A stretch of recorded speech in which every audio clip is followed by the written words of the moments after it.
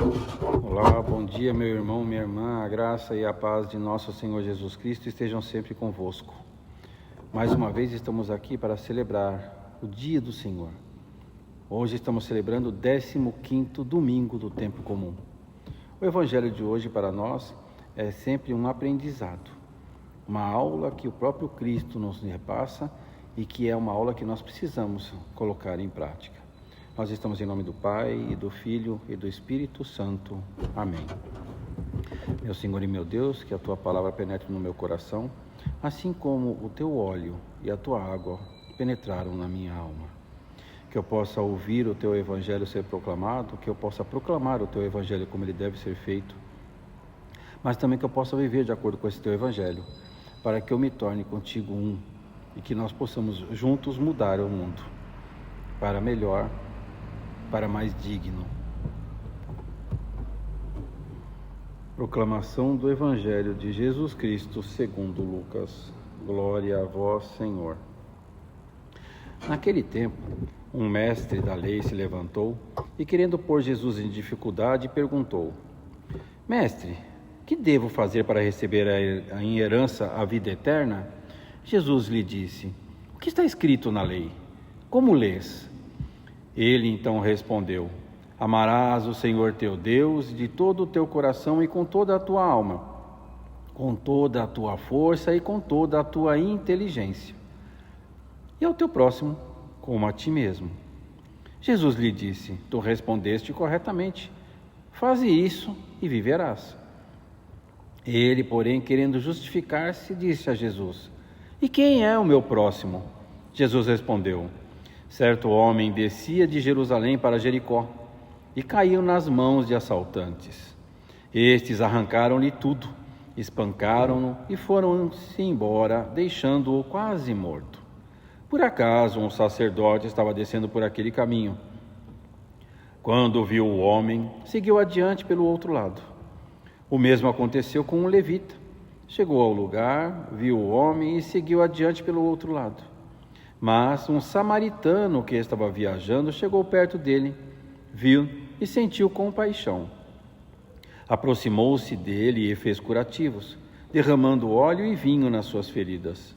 Depois colocou o homem em seu próprio animal e levou-o a uma pensão, onde cuidou dele. No dia seguinte, pegou 2 moedas de prata e entregou-as ao dono da pensão, recomendando: Toma conta dele. Quando eu voltar, vou pagar o que tiveres gasto a mais. E Jesus perguntou: Na tua opinião, qual dos 3 foi o próximo do homem que caiu nas mãos do assaltante? Ele respondeu: Aquele que usou de misericórdia para com ele.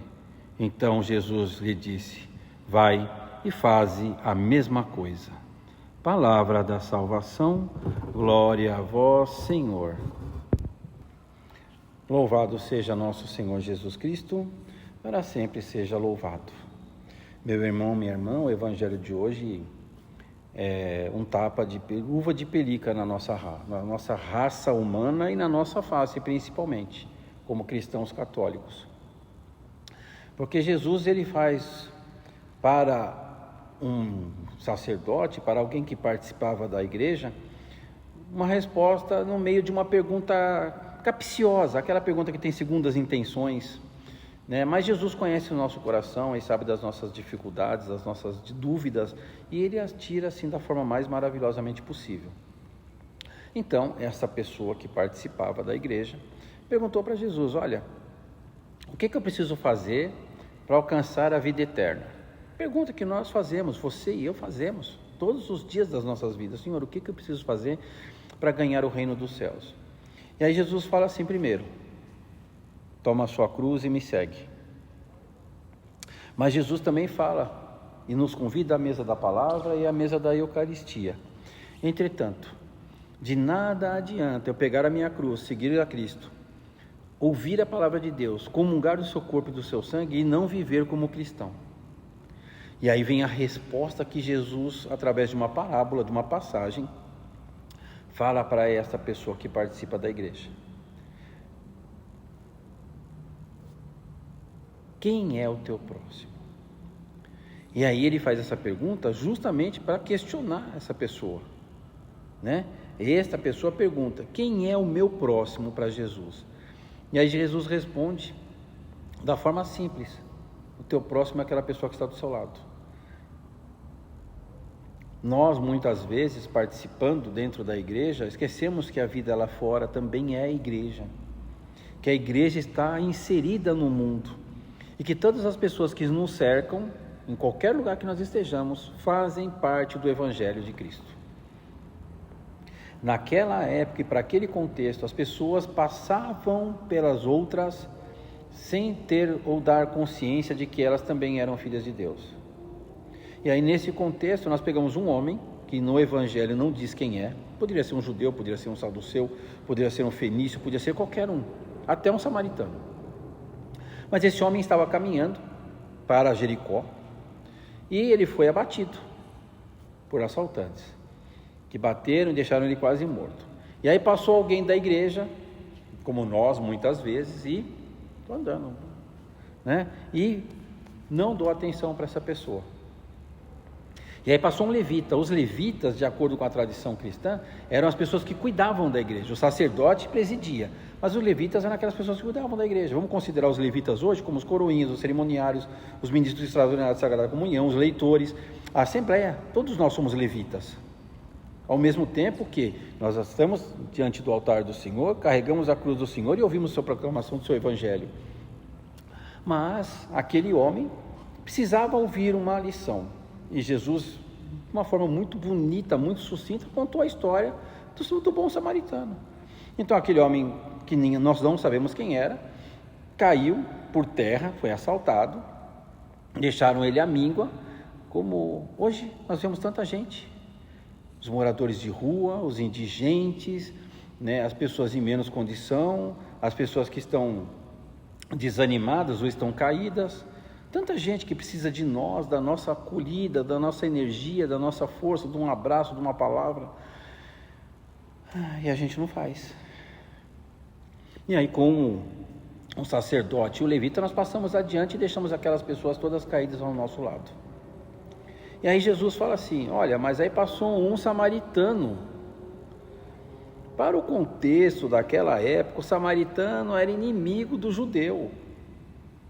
É como se você falasse hoje de Irã e Iraque, sabe? Eram pessoas que não se bicavam, que não falavam. O judeu se achava superior ao samaritano, como se achava superior em todas as outras raças, né? E aí a gente vai por uma série de outros pensamentos filosófico-teológicos que poderiam desencadear em várias outras coisas, mas vamos nos prender ao Evangelho. E aí Jesus falou para ele: então, tá bom. E aí essa pessoa parou, ajudou o outro, tirou do seu para compartilhar com o outro. Veja bem, tirou do seu para compartilhar com o outro, cuidou do outro, não apenas pagou para o outro ser cuidado. E aí deixou o dinheiro na confiança de que a pessoa do tabernáculo iria cuidar daquela. Olha só que coisa que hoje em dia a gente não faz, né? Na confiança, deu o dinheiro e falou: ó, cuida dessa pessoa, e quando eu voltar eu pago a diferença. Aí a pergunta de Jesus é: quem foi bom para aquele homem? E aí vem a pergunta que ele faz para nós hoje: o quanto você e eu temos feito pelas minhas pessoas? Porque as pessoas que estão bem são minhas, mas as que estão mal também são minhas, mas elas não estão mal porque eu não quero, ou porque eu quero. Olha só a frase de Jesus: as pessoas muitas vezes ficam mal porque não procuram. Quantas vezes nós já chegamos destruídos na igreja, e aí a gente ouve uma palavra, ouve uma homilia, e aquilo dá aquela força, dá aquele vigor, dá aquele ânimo para você prosseguir. Quantas vezes nós do clero já terminamos uma missa, uma celebração, e aí no final alguém veio para nós e falou: nossa, que legal, olha, eu precisava ouvir isso, essa palavra foi para mim. Mas não foi só para você não, foi para mim também.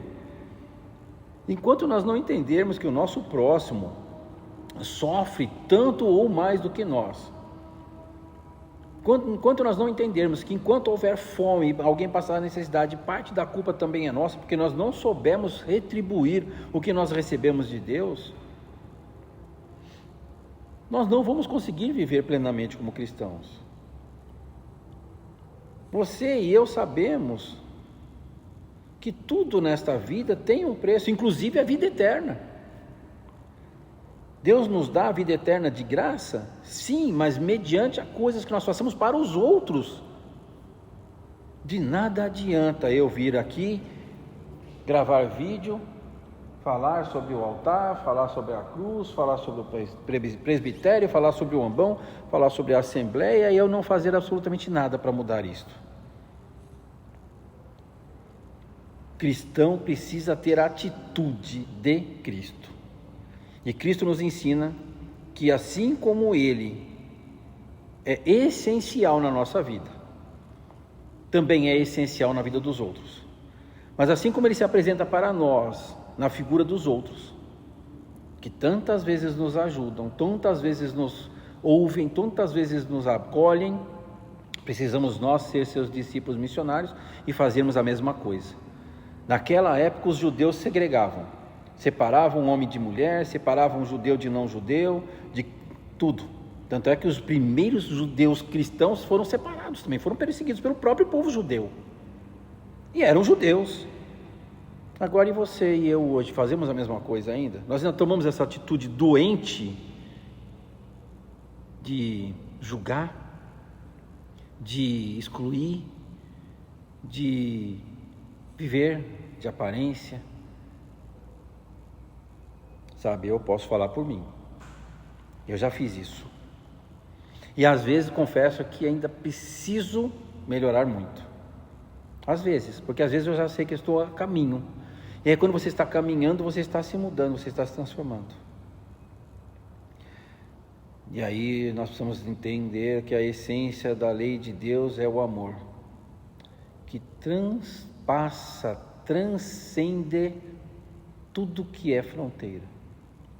Eu uma vez numa comunidade da hoje paróquia Santa Isabel de Portugal, eu falei que o amor de Deus, que a Eucaristia precisa transcender os muros da igreja. Precisa mesmo. Que você e eu, quando comungamos, precisamos entender que, de acordo com São Paulo, nós somos Cristo e Cristo está em nós. Nós somos um com Ele e Ele é um conosco. E aí quando nós comungamos, seja apenas da palavra, ou seja da palavra e da Eucaristia, nós vamos usar esta Eucaristia, esta energia boa que o Senhor nos transforma para fazer o bem aos outros, para sermos o bom samaritano, um inimigo do povo judeu naquela época, mas que foi a única pessoa que parou, teve compaixão e misericórdia daquela pessoa doente, daquela pessoa caída, que hoje nós podemos colocar os moradores de rua, as pessoas enfermas, as pessoas acamadas, as pessoas que não podem vir participar da missa por qualquer que seja o motivo. Como iria ser bom se a nossa igreja, através das pastorais e dos movimentos, conseguisse atender a toda a demanda que existe na nossa comunidade. Mas no evangelho de uns dias atrás, a messe é grande e poucos são os operários. Poucos são os operários. Porque quando a gente convida alguém para vir participar, as pessoas ficam resmungando, ficam chorando. Mas você sabia que, de acordo com a Sagrada Escritura, e isso é para todos, nós precisamos devolver o dízimo, porque o dízimo nos foi dado, mas ele precisa retornar para Deus, através das obras de caridade, através da nossa atitude em relação às contas que a igreja assume em detrimento das pessoas menos favorecidas. Por exemplo, a gente precisa sim ajudar as pessoas que estão em condições de rua, mas quem que ajuda de uma forma indireta é a sua generosidade, através do dízimo, através das ofertas. E aí quando eu falo sobre dízimo e ofertas, eu estou falando que esse homem deu 2 moedas e salvou a vida daquela pessoa. Mas a gente precisa ter entendimento que, quando nós perguntamos quem é o meu próximo, e Jesus pergunta para nós de volta, e quem é o teu próximo, nós precisamos ter em mente que todas as pessoas são nossas próximas, no nosso ambiente de igreja, no nosso ambiente de trabalho, na nossa casa, na rua, em qualquer lugar que nós estejamos. Na segunda leitura, hoje São Paulo, ele fala que tudo veio de Deus, por meio de Cristo, com a ação do Espírito Santo. E que esse mandamento do amor, quando nós descobrimos, nós tornamos o nosso amor filius em ágape.